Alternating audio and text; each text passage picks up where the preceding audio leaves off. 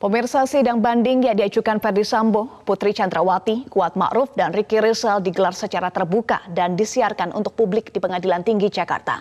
Pejabat Humas Pengadilan Tinggi DKI Jakarta menyampaikan bahwa sidang rencananya digelar pukul 9 pagi waktu Indonesia Barat. Saat ini sudah ada rekan kami, Marvin Sulistyo, yang sudah berada di lokasi untuk memberikan informasi terkini secara langsung. Kita langsung sapa, selamat pagi Marvin.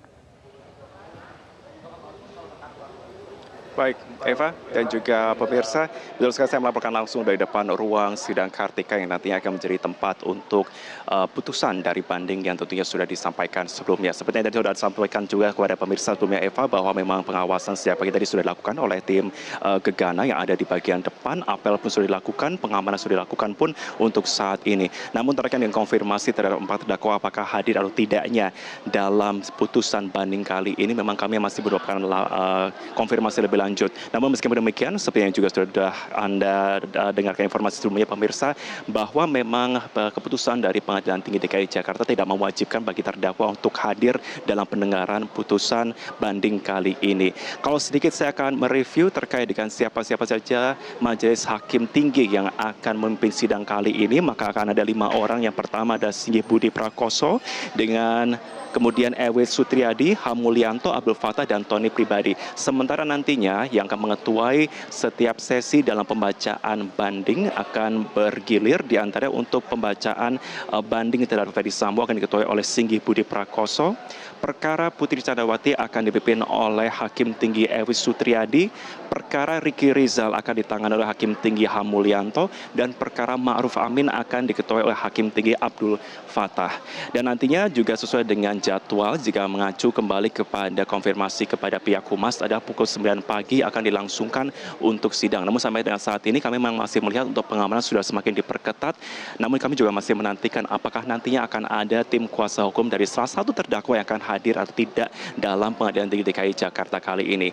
Kemudian kembali merefer kepada apa yang bisa kita harapkan terhadap putusan banding yang ada dalam Pengadilan Tinggi DKI Jakarta, Eva dan juga pemirsa. Maka kita bisa mengharapkan akan ada 2 kemungkinan. Kemungkinan pertama ada di mana Pengadilan Tinggi DKI Jakarta di sini akan menguatkan putusan dari Pengadilan Negeri Jakarta Selatan sebelumnya. Dalam artian jika kemudian diputuskan untuk dikuatkan, maka vonis yang akan diterima baik itu untuk Ferdy Sambo, pada Putri Chandrawati, Kuat Ma'ruf, dan Ricky Rizal akan sama seperti putusan dari Pengadilan Negeri Jakarta Selatan. Ferdy Sambo akan tetap divonis pidana mati, Putri Chandrawati akan divonis penjara 20 tahun, Kuat Ma'ruf 15 tahun, dan Ricky Rizal 13 tahun.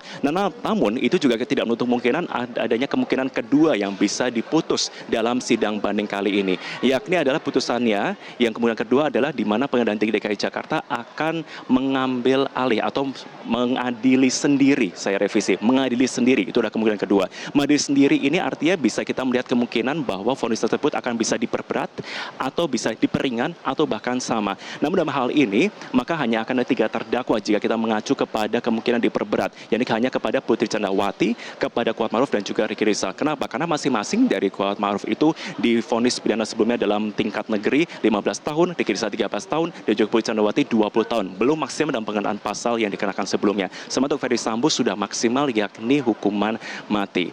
Sehingga kemungkinan bisa didapatkan untuk Ferdy Sambo adalah diminimkan ataupun diringankan. Namun itu pun juga mesti akan menunggu juga apakah ini nanti akan menjadi keputusan dari Pengadilan Tinggi DKI Jakarta atau tidak. Kemudian ini pun juga mengacu kepada bukti-bukti lain tentunya yang sudah dilampirkan oleh tim kuasa hukum dari masing-masing terdakwa yang dilampirkan pada waktu pendaftaran banding sebelumnya. Jikalau memang hakim tinggi ini memutuskan kemungkinan kedua, yakni kemudian mengadili sendiri, maka kita akan melihat berbagai macam pertimbangan-pertimbangan lain yang tentunya akan dilampirkan. Dan untuk membahasnya lebih lanjut, pemirsa, saat ini kami juga akan langsung bergabung bersama dengan narasumber kami, pakar hukum pidana Asep Irawan yang sudah bergabung bersama di Pengadilan Tinggi DKI Jakarta. Kang Asep boleh bergabung sebelah saya? Terima kasih banyak, Kang Asep. Oke, terima kasih sudah bergabung bersama kami di Pengadilan Tinggi. Kang Asep, mungkin kita akan awali dengan prosedur kali ini mungkin ya. Kita berbicara mengenai satu yang dikonfirmasi oleh pihak Humas, begitu terkait dengan ini. boleh atau tidaknya kemudian terdakwa ini tiba tidak. Sebenarnya ketika terdakwa ini tiba atau menghadiri langsung itu akan menguntungkan atau tidak dalam segi katakanlah jika ia akan mengajukan kasasi. Ya, yang pertama sekali lagi ini pengadilan tinggi. Pengadilan tinggi sama dengan PN, judek faksi. Jadi dia bisa memeriksa. Cuman ketika hadir di ruang sidang, semuanya harus ada panggilan.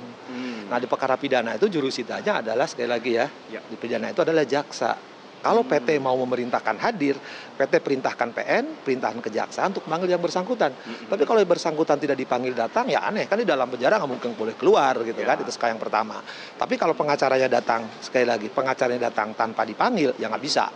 Harus panggilan, karena PN, PT sama judek faksi. Artinya apa? Dulu sering dilakukan, PT melakukan sidang lagi. Tapi kalau sekarang kan umumnya jarang, PT memutus aja. Tapi kalau ini perkara menarik perhatian publik, ya, ketika perkara perhatian publik, sidangnya terbuka, artinya pengucapan putusan nggak ada masalah. Tapi kalau pihaknya hadir, menurut saya sih nggak perlu juga tuh, putusan sudah jadi gitu kan. Kalau ada keberatan tinggal kasasi nanti. Oke. Artinya kalau kita melihat saat ini berarti memang mengatakan sebelumnya kan memang katakannya memerlukan jurusita begitu untuk pemanggilan, untuk mendelegasi juga kepada itu tidak diperlukan berarti ya? Ya, jurusita itu dalam perkara perdata itu ada pengadilan. Tapi kalau perkara pidana jurusitanya adalah kejaksaan.